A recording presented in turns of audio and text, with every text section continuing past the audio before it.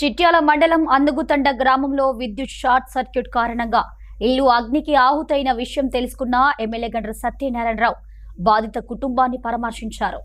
గ్రామానికి చెందిన దాసరి లక్ష్మీపతి ఇంటికి వెళ్లిన ఎమ్మెల్యే కుటుంబ సభ్యులను ఓదార్చి జరిగిన నష్టంపై ఆరా తీశారు. ఈ సందర్భంగా బాధిత కుటుంబానికి తక్షణ ఆర్థిక సహాయం అందజేసిన ఆయన ప్రభుత్వం తరపున ఇందిరమ్మ ఇల్లు మంజూరు అయ్యేలా చర్యలు తీసుకుంటానని హామీ ఇచ్చారు. అవసరమైన అన్ని విధాలా అండగా ఉంటామని భరోసా కల్పించారు.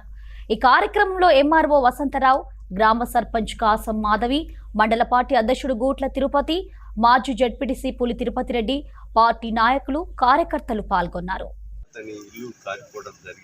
అతనికి ఈరోజు చాలా పేద వ్యక్తి, వ్యవసాయ కూలి. అతనికి చాలా మంది గ్రామస్తులు కూడా పేదవాడు సాయం చేయమని కోరుతున్నారు. ప్రభుత్వం తరఫున 5 లక్షలు ఇందిరమ్మ ఇల్లు 5 లక్షలు ఇందిరమ్మ ఇల్లు కూడా మంజూరు చేయడం జరుగుతుంది. ఇందిరమ్మ ఇల్లు 5 లక్షలతో పాటు తహసీల్దార్ కూడా వచ్చిండ్రు, వారు రిపోర్ట్ ఇచ్చారు. వాళ్ళు కూడా కొంత బియ్యం కానీ అదేవిధంగా 8,000 రూపాయలు 5,000 రూపాయలు ఆర్థిక సాయాన్ని కూడా అందిస్తారు. మనము ఈ యొక్క ప్రభుత్వం తరఫున ఆ కుటుంబాన్ని మేము ఆదుకుంటాం, ఇందిరమ్మ ఇల్లు ఇస్తాం, వాళ్ళకు అండగా ఉంటాం. ఈ గ్రామంలో ఉన్న పూరి గుడిసెలు ఎవరైనా ఉన్నాయో, ఇంకేదన్నా గుడిసెలు గోడలు కట్టుకొని గుడిసెలు వేసుకున్నా, రేపు వేసుకున్నా, మీరు స్లాబ్ వేసుకుంటే వాళ్ళు కూడా 2 లక్షలు ఇస్తాం.